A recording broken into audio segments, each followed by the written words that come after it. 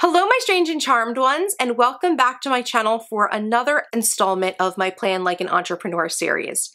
In my last video that I put up on Wednesday, my coffee break vlog that was like a work with me, like typical work day routine, I asked you all if you would be interested in hearing about some of the systems I have for my business. So systems that I have in place to help me stay on track and be productive and make sure that I am always executing, or for the most part, always executing on my tasks and goals. So a lot of you guys said you wanted that. So today I want to film a video dedicated to the topic of systems. Okay, so to start off, we want to start by defining what a system is, right? Because we hear this word a lot, and I feel like for a lot of people, they don't really understand what a system is, and there's a lot of misconceptions. So basically, a system is any actions or set of actions that you repeatedly take within your business or within your life to make sure that you are on track and organized. So systems are important because they help us to develop routines, and they keep us from having to ask and having to think about what we need to do next every time that we undertake a project or do something that is a regular part of our life or business. So why do businesses rely on systems, and why should a small business owner implement systems in their own life? Now, the reason a business needs systems in place is so that when people assume new roles, they know what they're supposed to be doing, right? So essentially, having a good system in place means that a business can still function once a role has been vacated, and then once a role has been filled, so let's say someone moves on to another position and someone gets hired into this role, once that new person assumes the position, having systems in place basically means that that new person is going to be able to do the same things that the other person does, once they're trained, of course. Systems really just ensure continuity and routine. So make sure you remember that. They're for continuity and routine. Now, for a small business owner like myself, I'm the only one doing work for my business right now, right? So you may be thinking, well, why do you need systems? But systems are still important because as I grow my business, I may want to hire an assistant, contract out work to other people, or even bring in employees into my organization. And having clearly defined systems of what needs to be done would make it easier for me to hand over work to another person without feeling like I needed to be watching over their shoulder and micromanaging them. So as a small business owner, it's important for me not only to have systems, but I really need to be writing down my systems. And this is a process that I've just begun to undertake. You know, it's really important to make sure you have that sort of document of what needs to get done within a system in order for a certain project or a certain task to be completed. And having that written sort of, outline of what I need to get done will be great, because if I do need to hire someone, I can just hand over that document to them and say, this is what needs to get done. This is the process you need to follow. Go forth and get it done. Okay, so you may be asking yourself, what if I'm not a small business owner? How does having systems in place affect me? Now, the best example that I can give you guys for why just an individual would just want to have their systems recorded for their day-to-day life. So this is something of a stereotype that we hear about often on TV and in movies. But think about that mom, right? So there's the mom in the family, and she's the one who's in charge of making sure everyone's schedules are organized. She's making sure everyone has their 3 meals a day. She's packing school lunches. She makes sure her kids get to their doctor's appointments and their after-school activities. But then, of course, disaster strikes because mom gets sick, right? So mom is laid out sick for a week on doctor's orders, and dad has to now step in and shoulder a little bit of the burden, or much of the burden, that mom used to have. So what happens in TVs and movies when we see this happen? Disaster literally strikes. Dad has no clue what he's supposed to be doing. He packs crazy lunches for his kids. They go to school wearing like the most mismatched outfits and without their teeth brushed. And then the kids inevitably don't make it to their after-school activities. They miss their big soccer game, and dinner is literally takeout every night, right? So this is the stereotype that we've got. But having systems in place from the perspective of the mom that she could just hand over to the dad means that at least dad will have a reference, right? Even if he's not normally the person who does the tasks, having a point of reference and having a schedule and having all of the information in one place makes it easier when dad has to take over that role that he normally doesn't have. So I know that that was something of a stereotype, and for some people you might actually, feel like that's something that happens in your own life, and other people may not, that may not resonate with other people. But I just think that's a great example of why people need to have systems in their own life. And you don't need to be a mom to need to have systems, right? If you're someone who maybe has lots of activities, has lots of tasks that you're responsible for, even just a pet, it's really great to have your system written out in place so that if someone does need to come into your life and maybe you need a little bit of help or assistance, you've got all that stuff written out and it's very clear. Now, of course, and when I say that you should be writing out your schedule and writing out this important information, that doesn't mean you actually have to physically write it out. Although within the planner community, I have noticed something that's really awesome, which is that a lot of people actually keep their daily schedule, like their general daily schedule, like a skeleton of the way that their day normally progresses.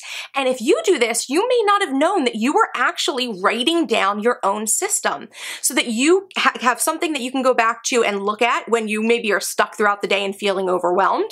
And also, technically, you could take that document and hand it out, hand it over to a spouse or a family member or a friend and say, hey, I need help with certain areas of this system. Could you come in and run some errands for me or make dinner or whatnot? So really, having good systems comes down to good planning. And it's really great that I'm part of this planner community where I think a lot of you kind of already get it, right? So this is where I hope this concept of a system is really hitting home, and maybe you're really able to see that you probably already have systems in place, but you just didn't know that's what they were. Now, the final thing I want to talk to you guys about before we get into my systems is that systems do not need to be complicated. In fact, the simpler the system is, I think the better it is, because it's more flexible if it needs to be, but also it's very bare bones, so it's not complicating things. You're not going to get confused, and when you pass over the system to someone else, if you need to, you can feel really confident that that person should have no problem picking up what the general system is. Now, a phrase that we also hear a lot when people talk about systems is streamlining systems. And this is also a progress that I'm in right now. I'm trying to streamline my systems. Basically, it just means I want to simplify things so that I'm not overcomplicating things for myself. I want to make sure that my systems and my schedule for myself are as simple as possible and that I'm not doing work I don't need to do. Think about from time to time, even in your own job or your own life, you might find that you had something that has been on your list forever, but it actually doesn't need to get done anymore. I know when I used to work for a Fortune 50 company and I was a sales coordinator, a lot of times there was this work that just kind of existed, like with reports and things like that, that I would be expected to send out on like a weekly basis. And then when I kind of did a little digging, I found out that no one was using that report. They were using a different report that I also sent out. So I was able to basically talk to my team and say, hey, you guys like report B that I send out, so can I stop sending out report A? Unless, someone needs it for something, in which case you guys can contact me and I'll be sure to run it really quickly and send it to you.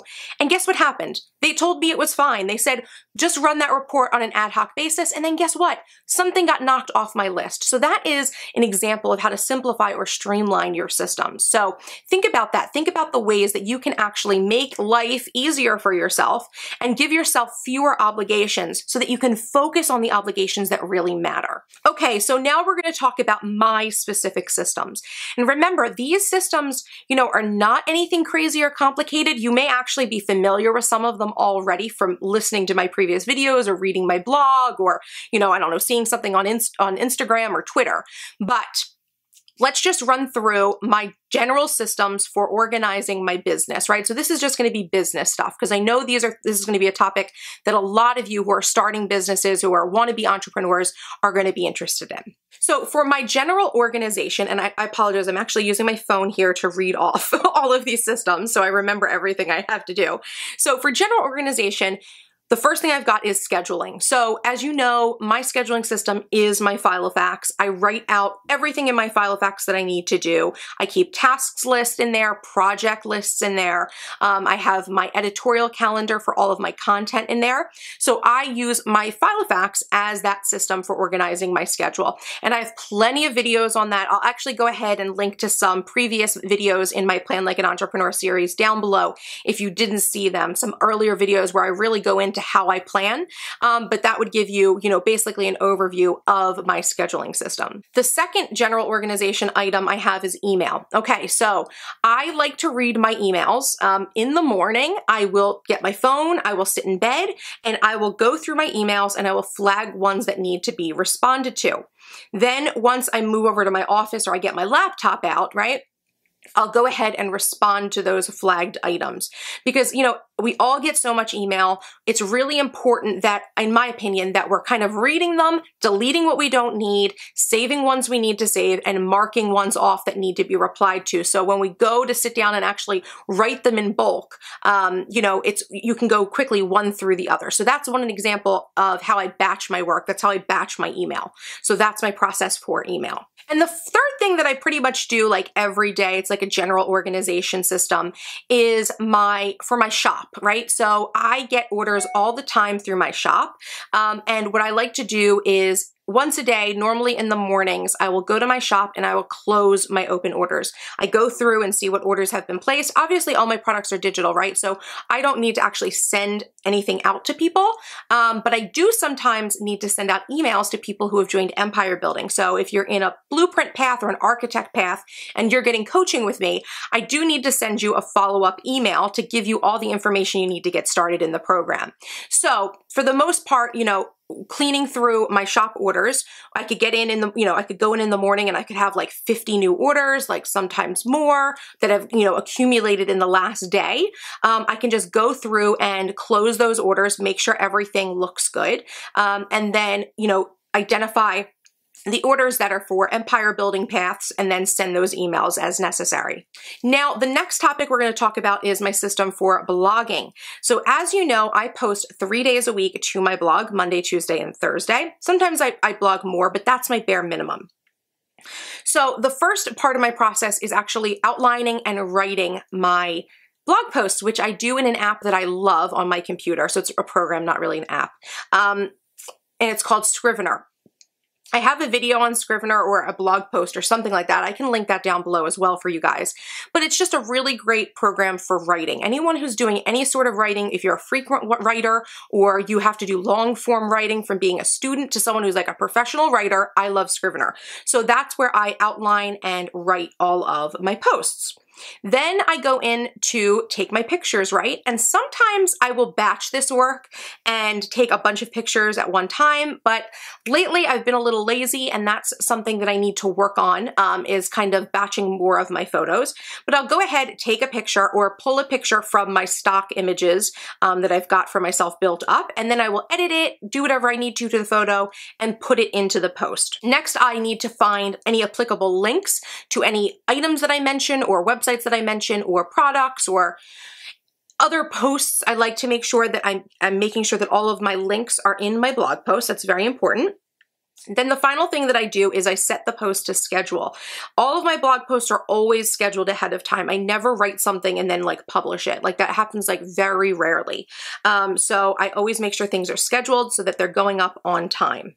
And then the final part of blogging that I wanted to touch on was responding to comments. I try to do this once a week in bulk because I do tend to get a lot of comments, and it's just easier for me if I just take a day and I say, okay, I'm going to sit down for the next hour or so and respond to comments and just get them all done at once, which has worked for me so far. Now moving on to YouTube. You may already know I make 2 YouTube videos a week, one on Sunday, one on Wednesday.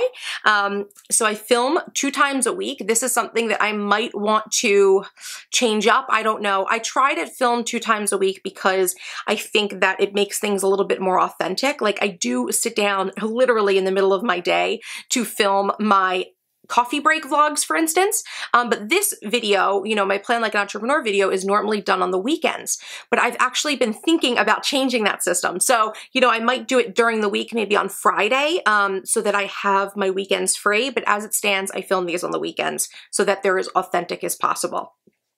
So I will film twice a week, then I immediately will edit, export, upload my video to YouTube. I'll write my description. I have a whole formula for how I write my description for my YouTube videos, which if you look through like some of my past videos, you'll see that there's a general formula for all of my descriptions. I'll take pictures for my cover image and then edit those and upload them to YouTube.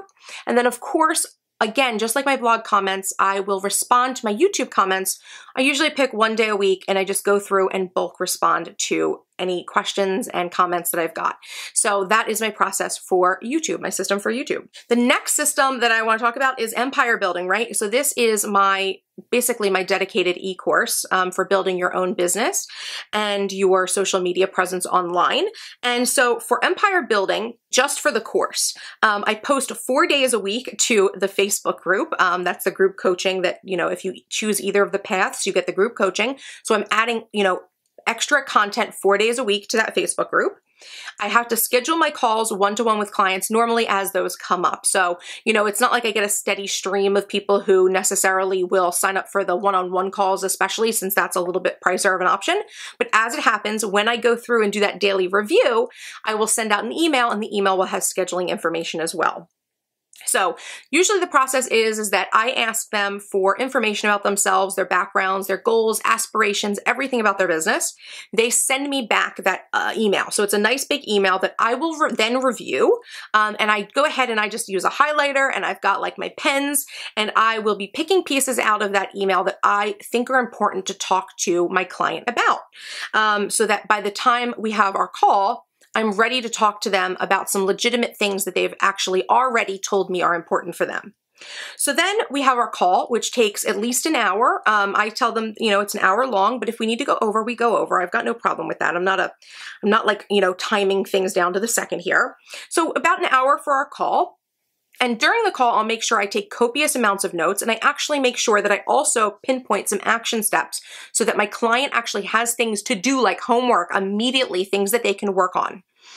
Then once the call is complete, I take all of my notes and I dive into researching as much as I can for this client and creating their content development action plan, which will cover all the content I think they need to create, you know, an editorial schedule that I would suggest for them, the types of photos they should be taking, the types of posts they should be writing, all that things, the types of different, you know, products I think would do well and everything. So for that, there's a lot of work that goes into that and it really varies by client, but there's a lot of brainstorming that goes on and just a lot of time where I'm just spending in front of my computer, just writing a business plan basically for my client. Once that's done, of course, I email it off to them and then we normally will schedule our follow-up call, which will be another hour call in which I will basically review the action plan with them, see if they have any questions, concerns, make any adjustments for them. I'll also take questions from them and of course, check on their progress. And finally, make sure that I'm, you know, doing some adjustments and making sure I give them some more tasks to follow through with.